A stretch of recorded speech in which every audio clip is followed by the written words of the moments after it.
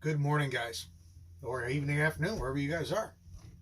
So today I'm going to share my gear with you for my Appalachian Trail through hike for 2021. So let's start out with my Hyperlight Mountain Gear 4400 Wind Rider. Never remember which one it is. It's got a nice mesh pocket on the back.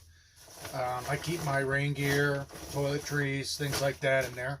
But also it's got a strap here for, cinching everything tight. This is great for drying. I haven't really used it that much. I switched over with only like 63 miles left to go to the Canadian border. I've been thinking about doing it for a long time, but I like my ULA pack, but finally getting in Washington when it got rainy and wet, it was just absorbing water so bad. I couldn't take it anymore, so I want to switch out to this, which is made out of Dyneema, and it's supposed to be waterproof. Of course, we know how waterproof is, but this is a huge pack, the 4400. It's definitely way bigger than you need for the AT. I got it because I wanted the bigger pack in case I do another through hike with a bear cam. Give me more room. This is a 70-liter internal pack, and then I think another like 10 liters on the outside. So it's a total of like 80 liters. Crazy. Unroll it, it goes out of the film. It's huge. But it rides really, really comfortably. I was really surprised. I kept thinking, man, I don't know how that back is going to go. And it's a warm pack. You're going to sweat. Going to be, kind of odd on the back if you're not used to it. But you know what? I picked it up, put it on, and it was a really comfortable pack.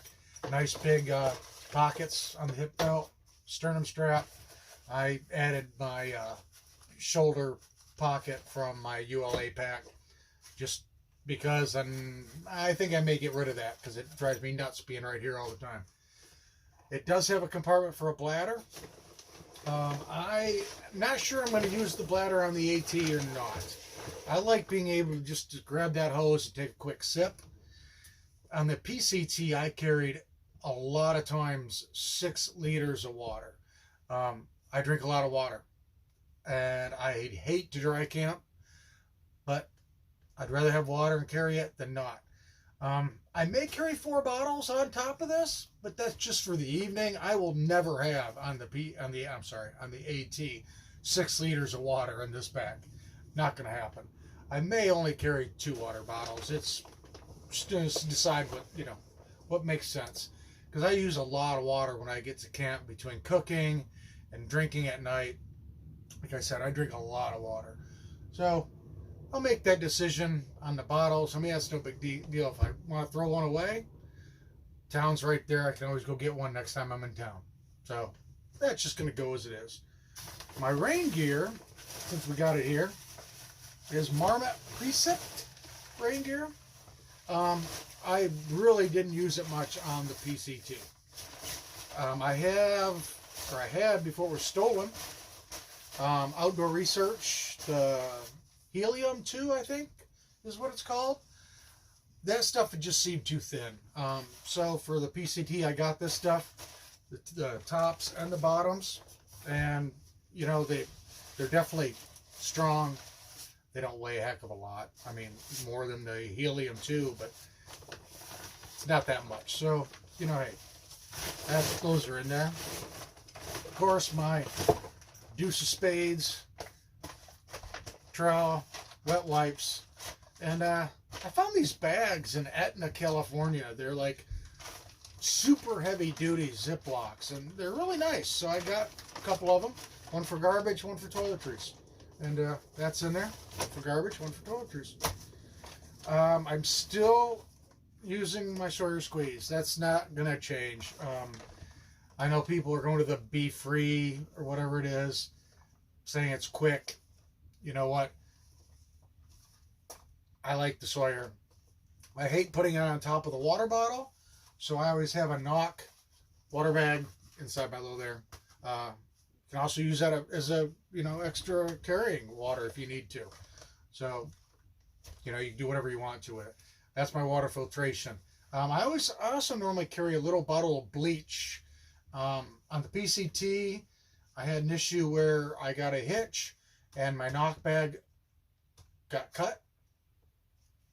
And the bleach bottle went out.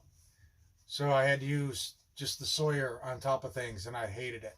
But, you know, that still multiple water filtration or purification ideas. That's what I do. So that's what's in the outside of the pack, and that is the pack.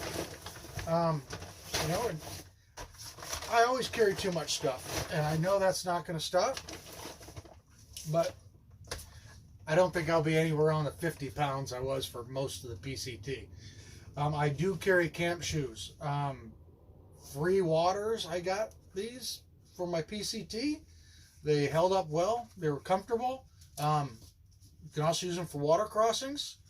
And, you know, I want to get those shoes off when I get into camp as soon as possible. And same time, if you got to jump out of your tent, run to tree number 2, it's quick just to throw these on rather than try to get the shoes on, lace them up, you know, and get out of the tent. Especially if it's raining. You just want to get it out, do your business, get back in. So yeah, camp shoes.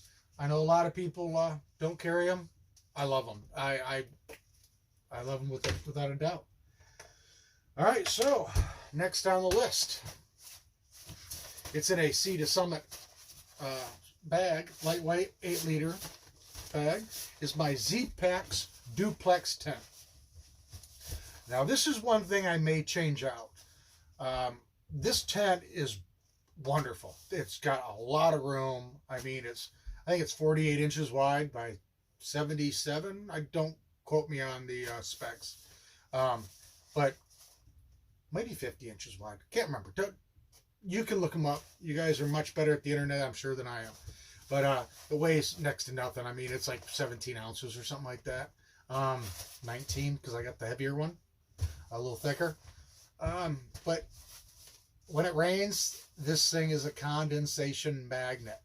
So I may switch over to a more freestanding 2-layer tent, 2-wall, excuse me. But right now, Duplex is still in the ball game. Oops. All right, guys. So next, I'm going to show you my quilt. I've got a Cedar Ridge Outdoors 10-degree regular wide quilt. Can't remember what it weighs. I want to say it was like 22 or 25 ounces. I can't remember exactly. I've had it for a little while now. 10-degree bag. You think that's really low, but it's not. There was only like 1 or 2 days on the PCT in the desert that I still didn't really use it. It's not as humid, obviously, in the desert, but I like the quilt. And I always use sleeping clothes also, so the quilt doesn't stink. I use a Sea to Summit pillow. I put a buff over that as a pillowcase. That seems to work out real well. And if you guys watched my videos, you knew I loved my Nemo pads, but the darn thing just kept delaminating. So switched over to a Thermarest. I've got the Neo Air X Lite regular wide. I think that's like 15 ounces. Of course, you look on the internet right now, most of these things are sold out. I think I looked up just because I couldn't remember the weight of the sleeping pad, and almost everything's out of stock. I'm sure you can find one somewhere, but it's all right. I'm going to show you my quilt, sleeping pad, and pillow, and maybe we'll open up and see what else is in there. All right, guys, let's go along. All right, guys, so that's my Cedar Ridge Outdoors quilt, my sleeping pad, and my pillow. You know, the pillow weighs almost nothing. I love having that pillow. It makes it so much more comfortable to sleep at night. And hey, I like it. So a couple extra ounces. I think it's like 1 point something. It's crazy light. Maybe 2. I don't know. You guys can look it up. Sea to Summit, little tiny thing.